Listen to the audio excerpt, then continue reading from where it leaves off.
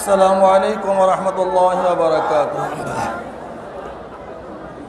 نحمد ونصلي على رسوله الكريم أما بعد فأعوذ بالله من الشيطان الرجيم بسم الله الرحمن الرحيم إن الله لا يغير ما بقوم حتى يغيروا ما بأنفسهم صدق الله العلي العظيم اللهم صل على محمد وعلى آل محمد.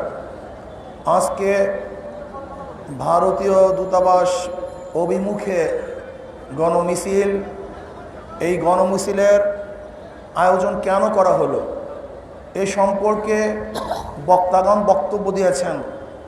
আজকে ভারতে মুসলমান নির্যাতিত নিপীড়িত, সেখানে তাবরিজকে হত্যা করা হয়েছে, হাজারো ইমামদেরকে হত্যা করা হচ্ছে, সেখানে মা বোনদেরকে গণধর্ষণ করা হচ্ছে, কাশ্মীরে মুসলমানদেরকে হত্যা করা হচ্ছে। মনে হয় যেন ভারতবর্ষ একটা খুন এবং খারাপির দেশ হিসেবে পরিণত হয়েছে। অথচ ভারতের ইতিহাস কি কম বেশি আমরা সবাই জানি। ওই দেশে মুসলমানরা 750, 800, 900 বছর শাসক ছিল। 712 ঈসাই সালে মোহাম্মদ বিন কাসিম রহমতুল্লাহ আলাই মাত্র 5000 সৈন্য নিয়ে ম্যাকারনের পথ ধরে রাজা দাহিরের 1 লক্ষ সৈন্যের বিরুদ্ধে বিজয় অর্জন করেছিল। আপনারা জানেন ভারতবর্ষ চাটুকার মোসাহেবের কারণে মুসলমানরা ক্ষমতা ছাড়তে বাধ্য হয়েছিল। কিন্তু দ্বিতীয়বার 1803 ঈসাই সালে তৎকালীন ভারতে যখন খ্রিস্টানরা ব্রিটিশ ক্ষমতা দখল করল, তখন তাদের বিরুদ্ধে প্রথম স্বাধীনতার ঘোষণা দিয়েছিল, ব্রিটিশ হটাও আন্দোলনের নেতৃত্ব দিয়েছিল মুসলমান হযরত আব্দুল আজিজ সাহেব রহমতুল্লাহ আলী।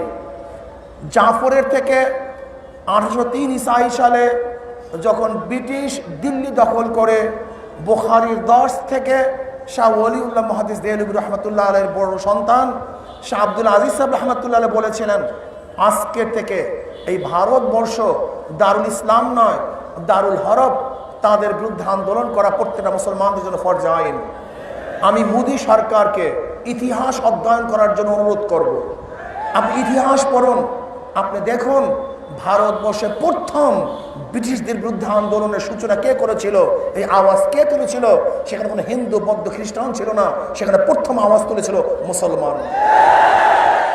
আপনারা জানেন 1857 ঈসাই সালে আজাদি আন্দোলন, সিপাহী বিপ্লবের সূচনা করেছিল মুসলমান। মুসলমানদের বিপ্লবের কারণে, আন্দোলনের কারণে ব্রিটিশ এদেশ থেকে হটতে বাধ্য হয়েছিল। এর জন্যই তৎকালীন সময় নেহরু সাহেব, গান্ধী সাহেব, মাওলানা আবুল কালাম আজাদ সাহেবকে হুকুম দিয়েছিলেন, দায়িত্ব দিয়েছিলেন সংবিধান রচনা করেন। সেই সংবিধানের মধ্যে লিখিত আছে ভারতের মধ্যে সর্ব ধরনের ধার্মিকরা সম অধিকার ভোগ করবে, এখানে কোনো ভেদাভেদ থাকবে না, ভারতের নাগরিক হিসাবে সবার অধিকার সমান থাকবে। মোদী সাহেব, যেহেতু আপনি ব্রিটিশ হটাও আন্দোলনের নেতৃত্বে ছিলেন না, আপনি মুসলমানদের অবদানও জানেন না, যদি আপনাকে দ্বিতীয়বার 1803 ঈসাই সালের ইতিহাস দেখাতে হয়, তাহলে মনে করতে হবে যে আপনি বাংলা ওই দিল্লির ক্ষমতায় থাকতে পারবেন না। প্রিয় ভাইয়েরা আমার, আজকে হিন্দুস্তান মানে হিন্দুদের দেশ। আমি মনে করি হিন্দুস্তান এটা হিন্দুদের দেশ নয়, বরং ওখানে শাসক ছিল মুসলমান, ওটা মুসলমানদের দেশ। কেন ব্রিটিশ ক্ষমতা দখল করছিল মুসলমানদের থেকে। কাজে যদি ব্রিটিশ সেখান থেকে হটে যায়, তাহলে সেখানে ক্ষমতায় বসবে কে? যার থেকে ক্ষমতা গ্রহণ করছে সেই ক্ষমতায় থাকবে। কাজে চীন আরব হামারা, হিন্দুস্তান হামারা, অতন হয় হাম, সারা জাহা হামারা, তু শাহিন হয় পরওয়াজ হয় কাম তেরা, তেরে সামনে আসমা और भी है। আমরা মুসলমান, আমাদের জন্য কোনো সীমা রেখা ঢাকা নাই। যেরকম বাঁশ পাখি চিলের জন্য কোনো সীমা রেখা নাই, সেই কথা বলবে না ওখানে যেতে গেলে ভিসার প্রয়োজন আছে কি নাই।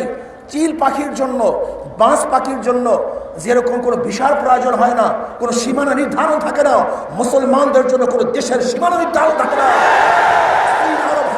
হিন্দুস্তান হামারা, ওয়াতন হয় হাম, সারে জাহা হামারা। গোটা বিশ্ব আল্লাহর, কাজে গোটা বিশ্বের নেতৃত্ব মুসলমান ইনশাআল্লাহ। আজকে মোদী সরকার মুসলমানকে হত্যা করছে, নির্যাতন করছে, তাবলিগকে হত্যা করছে, ইমামদেরকে হত্যা করছে, মাদ্রাসার ছেলেদেরকে হত্যা করছে। আমি মনে করছি আপনি মুসলমান হত্যা করেন নাই, বরং ভারতবর্ষকে হত্যা করতেছেন, ভারতকে হত্যা করতেছেন। ভারত এক থাকবে না। আপনি লিখে রাখুন, আজকে হোক কালকে হোক ভারত আবার খণ্ডিত হবে, সেখানে মুসলমান বিজয় অর্জন করবে ইনশাআল্লাহ। আজকে আমি বাংলাদেশ নতজন সরকারকে বলতে চাই, এত কিছু হচ্ছে, আপনার কানের মাছিও নড়ে না। আপনি কি দেখেন না ভারতে কি হচ্ছে? ভারতের এমপিরা পর্যন্ত বক্তৃতা করছে, সুশীল সমাজ বক্তব্য করছে, কিন্তু আপনার কর্ণকুহরে কোনো বক্তব্য ঢুকছে না। যদি আপনার কর্ণকুহরে বক্তৃতা ঢুকাতেই হয়, তাহলে আপনার কান দ্বিতীয়বার নষ্ট হয়ে যাবে, আপনার কান ঠিক থাকবে না। প্রিয় ভাইয়ার আমার, আমি ভারত সরকারকে বলতে চাই, আজকে মুসলমানকে পুশ ব্যাক করা শুরু হয়ে গেছে। 3 জনকে অলরেডি পুশ ব্যাক ভারত সরকার করা শুরু করছে, এবং আসামের মুসলমানদেরকে পুশ ব্যাক করার জন্য যেই পরিকল্পনা গ্রহণ করছেন, আপনি ভুল করতেছেন। আপনি বাংলাদেশে পুশ ব্যাক করতে পারবেন না, বরং বাংলাদেশের মানুষ ভারতকে দখল করবে। ভাইয়ার আমার মুসলিম বন্ধুগণ, ভারতে যেইভাবে মুসলমানকে হত্যা করা হচ্ছে, যেইভাবে ধুকে ধুকে মানুষ মরছে, বিশ্বাস করা যায় না। আমরা চেতনা হারিয়ে ফেলছি। কাজে ভারত সরকারকে বলবো, অচিরেই আপনি হত্যা বন্ধ করুন, সমস্ত মানুষের অধিকারকে নিশ্চিত করুন। দেখেন, আমরা মুসলমান, আমরা অবৈধভাবে কোনো ধর্মের উপরে কোনোদিনই আঘাত হানি নেই। যদি আঘাত হানতাম, তাহলে ভারতের মধ্যে 800 বছর পর্যন্ত মুসলমানের শাসন থাকা সত্ত্বেও সেখানে হিন্দুরা এত সংখ্যালঘু থাকতে পারত না। কিন্তু আমাদের ইতিহাস নাই, আমরা কোনোদিন কোনো জাতির উপরে অন্যায়ভাবে আঘাত করছি, এরকম ইতিহাস মুসলমানদের নেই। যাই হোক, আমি বলতে চাই, আজকে ভারতে মুসলমান নির্যাতিত হচ্ছে, মিয়ানমারে হচ্ছে, ইরাকে হচ্ছে, ফিলিস্তিনে হচ্ছে, কাশ্মীরে হচ্ছে। আজকে গোটা দুনিয়ার মুসলমান নিরাপত্তাহীন। কাজে মুসলমানদেরকে আজকে ওই জাতিসংঘের মাধ্যমে দাবি দাওয়া তুললে চলবে না, বরং আব্বাজান রহমতুল্লাহ অনেক আগেই ঘোষণা দিয়েছিলেন, মুসলিম জাতিসংঘ করতে হবে, মুসলিম জাতিসংঘ করতে হবে। মুসলিম জাতিসংঘ গড়া ব্যতীত মুসলমানদের নিরাপত্তা দেওয়ার আর কেউ নাই। কাজে আমাদের নিরাপত্তা আমাদেরকেই দিতে হবে। কাজে আসুন সম্মিলিতভাবে, সবাই ঐক্যবদ্ধভাবে ভারতের মুসলমানদের নির্যাতন বন্ধ করি। আজকে বাংলাদেশের মানুষদের যেইভাবে মরকখানে পরিণত করতেছে, এই বাংলাদেশকে নিরাপদ করি। আল্লাহ পাক রব্বুল আলামিন আমাকে এবং আমাদের সবাইকে, গোটা দুনিয়ার মানুষকে শান্তিতে রাখার তৌফিক দান করেন, এবং বাংলাদেশের এবং গোটা দুনিয়ার মুসলমানদেরকে হেফাজত করেন। আল্লাহ আমাকেও